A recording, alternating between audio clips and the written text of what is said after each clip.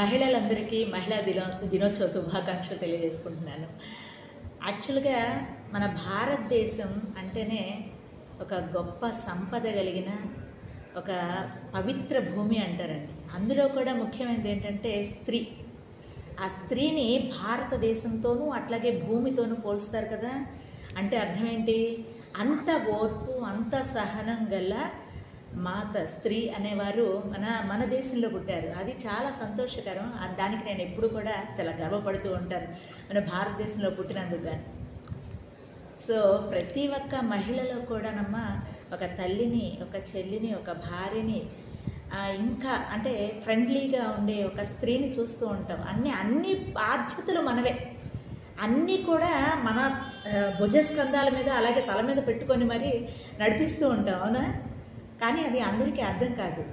చిరునవ్వుతో మన ఫేస్లో ఇంత కూడా బాధ అనేది కనిపించకుండా ఒక తల్లిగా ఎన్ని పురుటి నొప్పులు అంటే మామూలు విషయమా?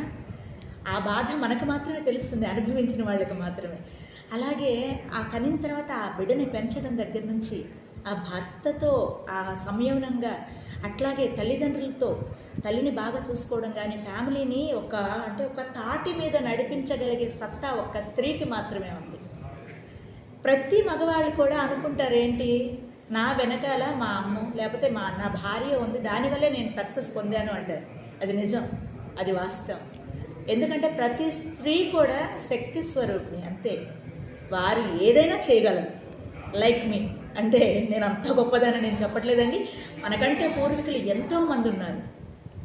ఒక ఇందిరాగాంధీ కావచ్చు, లేకపోతే అంతకు పూర్వం ఝాన్సీ లక్ష్మీబాయి, సరోజినీ నాయుడు గారు, కల్పనా చావ్లా, తర్వాత మనలాంటి స్త్రీలు, ఇలాగా ఎంతోమంది ఉత్తమమైన స్థానంలో ఉండి ప్రతి ఒక్కటి కూడా తూచా తప్పకుండా పాటిస్తూ, ఆచరిస్తూ వాళ్ళ ఫ్యామిలీస్ని కూడా ఎంతో అద్భుతంగా చూసుకుంటూ ఒక తాటి మీద నడిపిస్తూ ఉన్న అంత శక్తి గల ఒక స్త్రీ. ఆ స్త్రీగా నేను జన్మించడం, అది నిజంగా నా తల్లిదండ్రులకి అంటే నేను ఎప్పుడు కూడా కృతజ్ఞత తెలియజేసుకుంటూ ఉంటాను అనమాట. ఒక స్త్రీగా జన్మించి చిన్నప్పటి నుంచి అచ్చంగా నన్ను నన్ను అందరూ కూడా ఝాన్సీ లక్ష్మీబాయి అని పిలుస్తూ ఉంటారు. రియల్గా చెప్పాలంటే అంత పెద్దదాన్ని కాదు, అంత గొప్పదాన్ని కాదు. బట్ ఏంటంటే ధైర్యంగా ఉండాలనేది నా భావన. ఎవరు మనల్ని అణిచివేయలేరు. మనకంటూ ఒక శక్తి ఉంటుంది. ఎవరినైనా మనం 100 మందికైనా సమాధానం చెప్పగలిగేటట్లుగా మన మాట ఉండాలి, స్పష్టత ఉండాలి. ఖచ్చితంగా మన తప్పు అనేది ఎక్కడా ఉండదు.